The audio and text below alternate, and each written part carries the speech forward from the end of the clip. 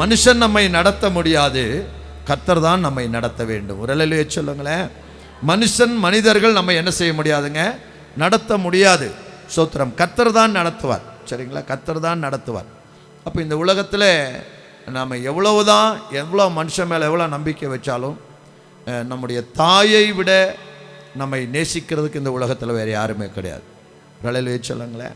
எப்பேற்பட்ட மனுஷனாக இருந்தாலும் நம்ம தாயை விட இந்த உலகத்தில் ஆண்டவருக்கு அடுத்தது நம்மை நேசிக்கிறது நம்முடைய தாய்.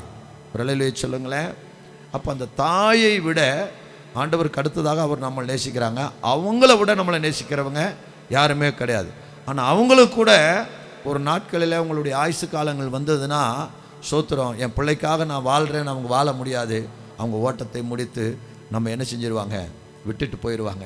சரிங்களா? அவங்க ஓட்டத்தை விட்டுட்டு போயிடுவாங்க. நம்ம தனிமையாக இருந்தாலும், சோத்திரம், நம்ம யாருமே இல்லாமல் இருந்தாலும், சரிங்களா, அவங்கள மாதிரி நமக்கு ஒரு ஆதரவும் ஆற்றுதலும் தேற்றுதலும் அவங்கள மாதிரி நம்மளை தைரியப்படுத்துகிறவங்க வேறு யாருமே கிடையாது. சரிங்களா? ஸ்தோத்திரம். இந்த மாதிரி சூழ்நிலைகள் எல்லாம் அவங்ககிட்ட ஒரு வார்த்தை சொன்னால் போதும், அவங்க நம்மக்கிட்ட பேசுகிற ஒரு வார்த்தை நம்ம 1000 பேர் நமக்கு ஆறுதல் சொன்ன மாதிரி இருக்குது.